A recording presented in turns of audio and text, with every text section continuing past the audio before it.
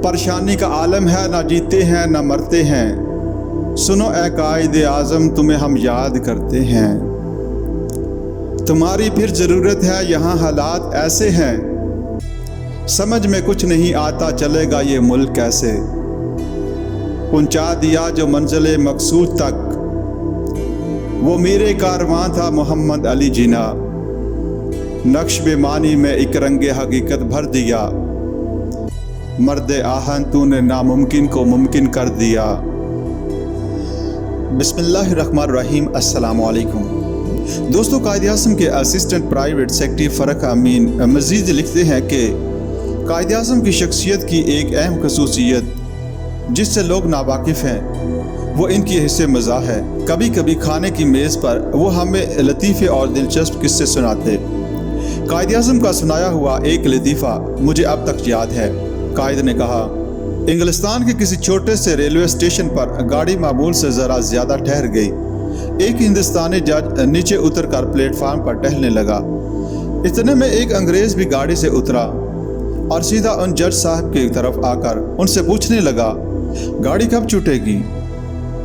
जज ने जवाब दिया, मुझे क्या मालूम। इस पर अंग्रेज़ ने कहा, लेकिन तुम्हें मालूम होना चाहिए, क्या तुम स्टेशन मास्टर नहीं हो? इस पर जज ने झंझलाकर जवाब दिया, नहीं, मैं स्टेशन मास्टर नहीं हूँ। अंग्रेज़ बोला, अगर नहीं हो तो ऐसे मालूम क्यों होते हो और लिबास वैसा क्यों पहन रखा है?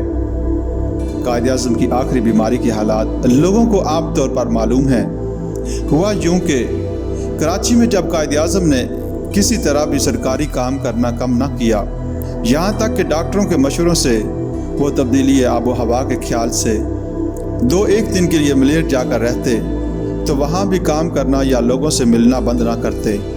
इन्हें आराम की सख्त ज़रूरत थी, इसलिए वो 25 मई को क्वेटा के लिए रवाना हुए।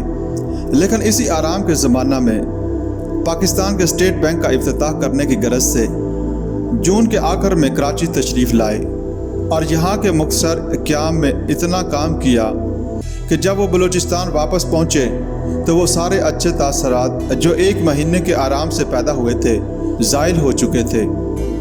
काम की ज़्यादती ने इन्हें फिर थका दिया था। वो बीमार हो गई। मोहतरमा फातिमा जिन्ना ने इस ज़माने में कायद-ए-आज़म की देखभाल और तीमारदारी की खातिर खुदा जाने कितने दिन रात अपने और कायद-ए-आज़म के कमरे के दरमियान आते जाते गुजारे।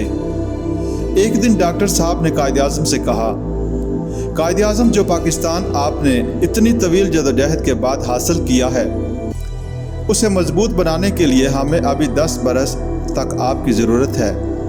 मैंने सुना है कि अभी डॉक्टर साहब अपना जुमला पूरा नहीं कर सके थे कि कायद-ए-आज़म ने फरमाया, मैं अपना काम कर चुका, अब मुझे मरने का रंज नहीं होगा, लेकिन मैं ज़ियारत में नहीं मरना चाहता। ये कहकर उन्होंने उससे अपने वही अल्फाज फरमाए जो बाद में यौम इस्तिक़लाल के पैगाम में दोहराए गए हैं। आपके पास अब सब कुछ है, एक आज़ाद और खुद मुख्तार मुल्क जिसमें आप ज़िंदगी की तश्कील अपनी मर्ज़ी के मुताबिक कर सकते हैं। कुदरत ने आपको सब कुछ दिया है, आपके वसाइल लामहदूद हैं स्वाय कोले और लोहे के, लेकिन ये चीज़ें भी आप अपनी फाजल पैदावार के बदल में दूसरे मुल्कों से हासिल कर सकते हैं और मुमकिन है पहाड़ों के नीचे ये भी मिल जाएं। अब ये काम नई नस्ल का है कि वो अपने मुल्क की तामीर करे और उसे मजबूत बनाए। इसी ज़माना का जिक्र है। कायद-ए-आज़म एक दिन कोई सरकारी कागज़ मुलाहज़ा फरमा रहे थे।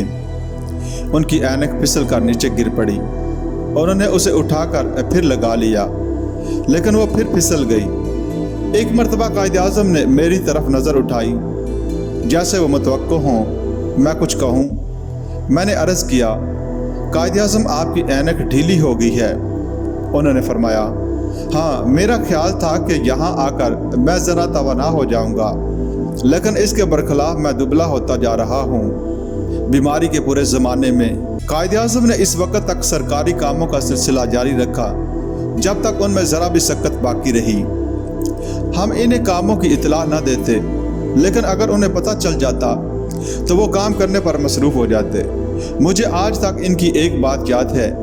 कहने लगे, हम जितनी ज़्यादा तकलीफ़ें सहना और कुर्बानियाँ देना सीखेंगे, इतना ही ज़्यादा पाकीज़ा, खालिस اور مضبوط قوم کی حیثیت میں ابھریں گے، جیسے سونا آگ میں تپ کر کندن بن جاتا ہے۔ مجھے آج تک ان کی زندگی کا وہ دن اچھی طرح یاد ہے جب انہوں نے اقوام متحدہ میں پاکستان کی نمائندگی کرنے کے لیے سر محمد ظفر اللہ خان کو پورے اختیارات دینے کے لیے آخری سرکاری کاغذ پر دستخط کیے۔